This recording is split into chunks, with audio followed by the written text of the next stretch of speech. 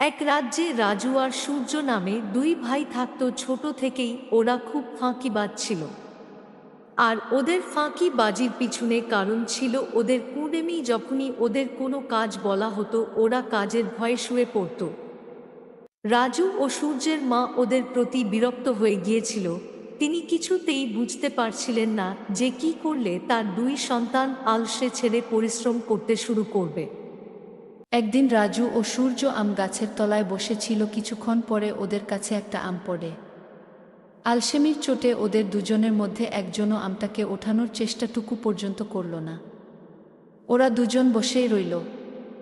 কিছুক্ষণ পরে সেখান দিয়ে সেই রাজ্যের মন্ত্রী যাচ্ছিল। মন্ত্রীকে দেখে সূর্য বলল, নমস্কার মন্ত্রী মশায়, আপনার একটু সাহায্যের প্রয়োজন ছিল। কি রকম সাহায্য? মন্ত্রী মশায়, যদি সম্ভব হয় আপনি কি এই আমটা আমার হাতে তুলে দিতে পারেন? আরে এটা কেমন কথা? আম তো তোমাদের পাশেই পড়ে আছে, তুমি নিজেই তুলে নাও। পারব না মন্ত্রী মশায়, অনেক মেহনত করতে হবে। এ আবার কেমন মেহনত হলো? তোমরা কি দুপাও নড়তে পারো না? হ্যাঁ মন্ত্রী মশাই, সেটাও তো মুশকিল, চলাফেরা আর কে করে? আপনি দয়া করে আমাদের এইটা ধরিয়ে দিন। রাজু এবং সূর্যের এই অদ্ভুত স্বভাব দেখে মন্ত্রীর ভীষণ রাগ হয়। তিনি সেখান থেকে চলে গেলেন। মন্ত্রী রাজু ও সূর্যের বাড়ি গিয়ে তাদের মায়ের সাথে দেখা করলেন। আমি খুব চিন্তিত মন্ত্রী মশাই, কিছুতেই বুঝতে পারছি না যে এই অকর্মণ্যগুলোকে কিভাবে শুধরানো যায়।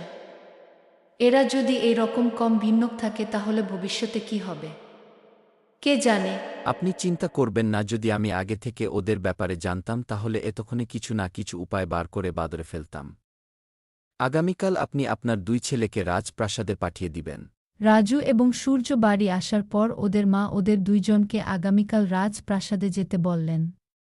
পরের দিন রাজমহলে পৌঁছাতেই ওদের রাজার সামনে পেশ করা হল। রাজামশাই রাজু ও সূর্যকে বললেন, তোমাদের দুইজনেকে আমি এক বিশাল দায়িত্ব দিতে চাই। কি মহারাজ? কাল থেকে তোমরা রাজমহলের একটা দিকে রক্ষণাবেক্ষণা করবে। তোমাদের তো আবার বেশি ভারী পরিশ্রমের কাজ পছন্দ নয়। আশা করি তোমরা দুজন এই কাজটা ভালোভাবেই করতে পারবে। ঠিক আছে মহারাজ, আপনি যেমন আজ্ঞা করবেন। কিন্তু যেন মনে থাকে, যেখানে কার দেখাশোনা তোমরা করবে সেখানে অনেক মূল্যবান জিনিসপত্র রয়েছে, যেন কোনো এদিক ওদিক না হয়। ঠিক আছে মন্ত্রী মশাই। রাজু ও সূর্য পাহারাদার হয়ে দেখাশোনা করতে বসে গেল, কিন্তু নিজেদের স্বভাব মতো বসে বসেই তারা ঘুমিয়ে পড়ল। আর তাদের এই অবহেলার পিছনে রাজপ্রাসাদে চুরি হয়ে গেল। পরের দিন সকালে ঘুম থেকে উঠে তারা দেখে মন্ত্রী মশাইয়ের সামনে দাঁড়িয়ে। মন্ত্রী রেগে গিয়ে বললেন, কুড়ে কোথাকার একটা ছোট্ট কাজ দিয়েছিলাম তোমাদের, সেটাও তোমরা ঠিক করে করতে পারলে না।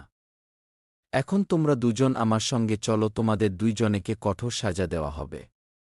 রাজমহলে অনেক বড় ক্ষতি হয়েছে, তোমাদের মৃত্যুদণ্ড দেওয়া হবে। মৃত্যুদণ্ড? হ্যাঁ, তোমাদের সিংহের হাতে তুলে দিব।